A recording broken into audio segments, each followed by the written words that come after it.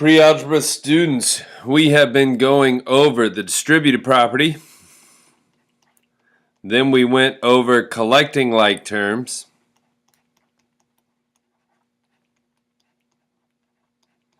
And then the last thing we did was substitution. And why are we practicing these three skills? Because all three of these skills are needed to solve algebraic equations. Remember, an algebraic equation is just a mathematical statement with variables and an equal sign. Most of our algebraic equations are going to involve one or more of these three concepts. So as we saw last week, you have to be able to recognize when you're using all of these, and you're usually using them together in the same problem. So a reminder, the distributive property looks like this. A times B plus C and simplifies to AB plus AC. We are taking the number in front of a parenthesis with no operation written there, so we know it's multiplication. We're multiplying A to both numbers. Collecting like terms. That's when we have a 3x plus 2 minus 5x plus 7. Recognizing that 3x and a negative 5x are like terms. Recognizing that 2 and 7 are both constants. Adding those together to get negative 2x plus 2 plus 7, which is 9. And then lastly, substitution we'll use when I tell you x is equal to 5 and you have 3x plus 7 and you substitute in that 5. Oh, I'm sorry, let me go back here. You substitute in that 5 in a parenthesis for x and solve, and you get, or simplify, you get 15 plus 22. 15 plus 7, which equals 22. So let's see how we use all these in solving equations. When you have an equation, notice you have a variable and you have an equal sign. Your job is to get the variable by itself by undoing what is being done to your variable in the opposite order of the order operations. So remember PEMDAS for order of operation. Flip that and you get SAD me, but we usually don't need the P because we'll get rid of parentheses first always. So sad me. You can think of, okay, how do you get X by itself? Well, you make it a sad, lonely individual, sad me. Get rid of subtraction. Don't see subtraction. Get rid of addition. Oh, how do I get rid of adding 5? I'm going to subtract 5. Now, the equal sign is a very important marker. When we add and subtract, we need to add and subtract on both sides of the equal sign. Now I'm left with 2x equals 8. Now get rid of division. There's no division. Get rid of multiplication. How do you get rid of multiplication? You divide everything that's left by the number in front of x. So if it says 2 times x, then you're going to divide 2x by 2, and every other number gets divided by 2. The only other number is 8, but if there were more numbers, you would divide everything by 2. 2x divided by 2. The 2's cancel. That's why we do that. 2 divided by 2 is 1. We now have x by itself, and the answer is 8 over 2, which is better expressed as 4. Okay, so notice how we had to use collecting like terms right here, getting the constants together. Now, how do you use the substitution property? Well, you could go back and substitute in that 4 and see if that ends up giving you the right answer. 2 times 4 is 8 plus 5, and that's 13. And look, we got that 13 is equal to 13, which means we did it right. And so we know this answer works.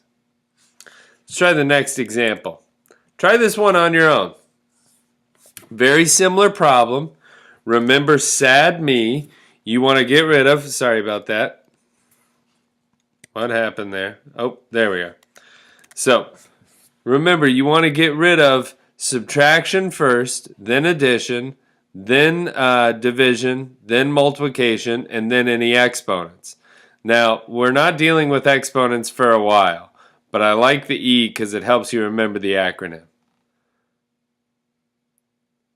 If you haven't paused the video, pause it now and try this problem. Okay, so we start getting rid of subtraction. How do I get rid of subtraction? Well, on both sides of the equal sign, I need to add 3. I'm left with 4x on the right or on the left-hand side equals 12 on the right-hand side. Now we divide every number left by 4. That's the number in front of x. We're trying to get x by itself.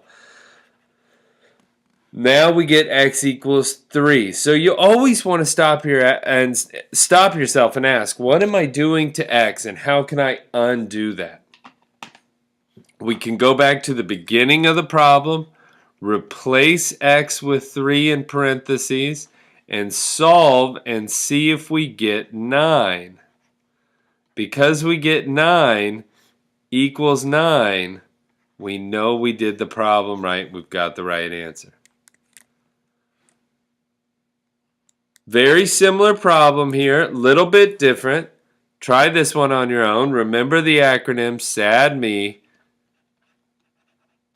We're undoing subtraction, addition, then we're undoing division and multiplication, and we're trying to get x by itself, so it's a sad person. That equal sign's the big barrier. We add and subtract to undo addition and subtraction. We add to undo subtraction. We subtract to undo addition. We do it on both sides of the equal sign. So we start here and we subtract 5. I'm left with negative x equals negative 4. There's no addition or subtraction left. There's no division, but there is multiplication. We undo multiplying by dividing by negative 1. Negative 1x, because remember we have that implied 1 here. Negative 1x divided by negative 1 gives you positive 1x. And negative 4 divided by negative 1 is positive 4. And again, if you substitute with parentheses, wherever you see an x, you get negative 4 plus 5, which is 1, and 1 equals 1. So we did that correctly. Here we go. This is why we need to know the distributive property, because you're going to get problems that are going to ask you to distribute before you can simplify. So remember when I said sad me and then we ignore the p because we're always going to deal with parentheses first? This is what I mean by dealing with parentheses first. I'm going to go ahead and distribute the 3 and get 3x plus 3 times 2, which is 6, and that equals 15. Now we're back to problems we had just seen. We're trying to undo subtraction. There's no subtraction. Now we want to undo this addition by subtracting 6 on both sides of the equal sign. When I do that, I get 3x plus 6 minus 6, which is 0. That's why we do it, so those cancel. Over here, I'm left with 15 minus 6, which is 9. Now, there's no addition to, we've just undone the addition. There's no division to undo, but there is multiplication to undo. How do we undo multiplying by 3? We divide every number left by 3. Because the 3x and the 9 are all that's left, that's why we're only dividing those two. I'm left with the 3's canceling, and I get x is equal to 3. Again, you can check your answer by substituting in for x in a parenthesis what we got for x. Now, the inside becomes 3 plus 2, which is 5. I take 5 and I multiply by 3 and I get 15. And I get 15 equals 15, so I know we're good to go there. I think that's it. Now, those were all what we call 1 or 2 step equations because it only takes 1 or 2 steps to solve. The last one was a 3-step equation. Eventually, you're going to be doing equations that look like this. 3 times x minus 2 minus 2 times x plus 1 equals 32. Now, when we do a problem like this, we just do everything that we've done in the last few problems, but we just take our time and we distribute 3x minus 6 plus a negative 2, distribute the negative 2, right? Just like I distributed the positive 3 here.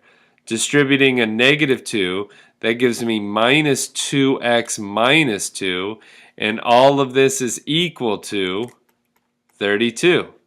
Now we collect like terms over here. When we collect like terms, what do we get? Well, we get a 3x minus a 2x. That's a positive x. We get a negative 6 minus 2. That's a minus 8. And that's equal to 32. Now we end up adding 8 to both sides of the equal sign. And I get x equals 40, and I'm done. I have to go back to my original question and see if I got it right by substituting in, but there we go. Let's go ahead and check the substitution real quick. So I had 3 times x plus 2 minus 2 times x plus 1 equals 32. I had an answer of x equals 40. Oh, sorry, this was a minus. So, when I substitute that in, I end up getting 3 times 40 minus 2 minus 2 times 40 plus 1. That ends up being 3 times 38 minus 2 times 41. Now I simplify. 3 times 48. Feel free to grab a calculator. I'm getting 24 plus 90, so that's 114. And then I subtract 82. 114 minus 82. I'm just going to do that on a calculator because I'm being lazy. And I end up getting that that's 32, which is what it's supposed to equal. So solving 1 and 2 step equations requires the skills that we've been practicing. Can you use the distributed property? Can you collect like terms?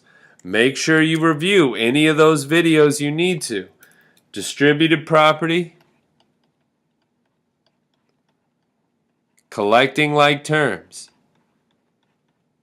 Those 2 skills cannot be overstated in their importance going forward in high school math. All right, hope you're doing well, pre-algebra students. Have a good night. Peace.